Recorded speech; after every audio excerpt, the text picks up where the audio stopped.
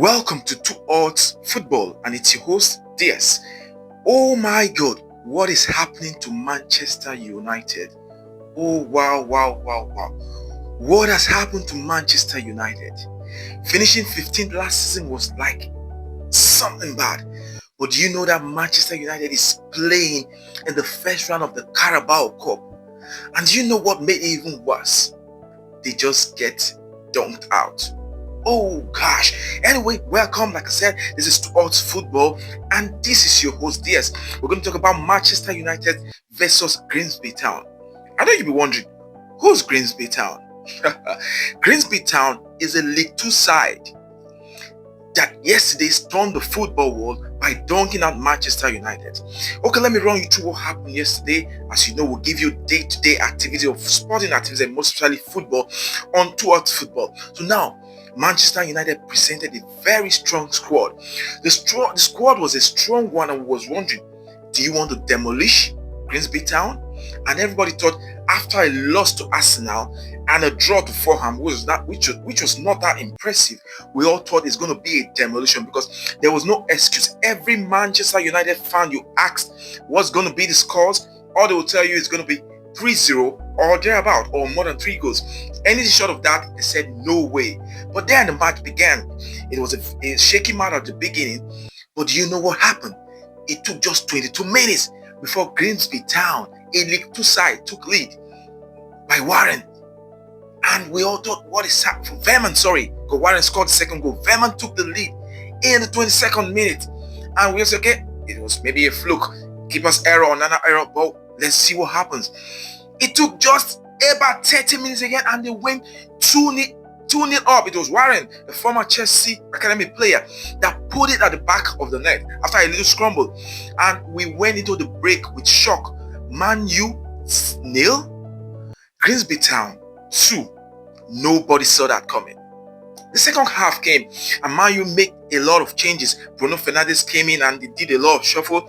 Remind you, Man Utd squad value was £1 billion. And you know what? Grimsby Town was just $4.3 million. 1 billion versus 4.3? Oh no. We thought it's going to end there. We kept on going. But what would you know? Man Utd came to the game. Kobe Mino gave the ball to Mbeumo, who did some of his trickery that we know him for, and he made it 2-1. Oh no, 75 minutes and we thought, yeah, Man Utd is going to run out with this one, equalize, and just go away. The game kept on going with some questionable officiating, and anyway, it went to the 89th minute.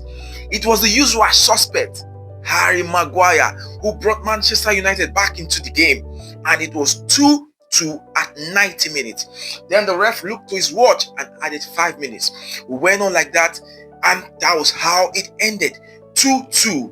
And we got into penalties, and we said, okay, Manchester United is going to run away with this. Yes, because of the caliber of players they have. What did we see? The penalty is one of the longest penalty I've watched in a long while. It was 13 shots at pitch, meaning all the players took the shot till the goalkeeper. And what happened? It took just Brian Mbeumo to hit the crossbar, and that was it. Grimsby Town knocked out Manchester United, and a whole lot of Man U fans have been coming for the coach. A whole lot of fun because everybody expected more after no wins in 2 matches. This third match was just a League Two side, and Man U was expected to overrun them. But what I was saying, Coach Ruben Amorim is under great pressure right now, because the way it seems, I doubt if he's going to survive again, because the next match is going to be against Burnley. And as you know, Burnley is a very stubborn team. But can Man United come back to the glory days and start singing glory, glory, Man United? Or are we going to stay like this? Because at first we thought it was players and stuff like that. Last season they came 15.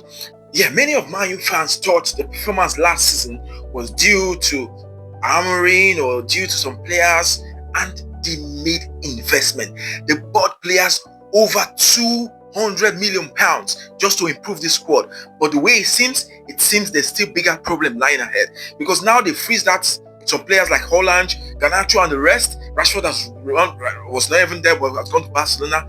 But the problem still exists. So what in God's name is happening to Manchester United? I would like you to make your comment here. What do you think? Do you think Ruben Amorim can turn this around? Or do you think it's the end of the road for Ruben Amorim? Or do you think Manchester United is still going to languish on the 15th position this season? What is your take and what is your talk? This is Odds Football and it's your host DS signing out. Bye bye. Peace.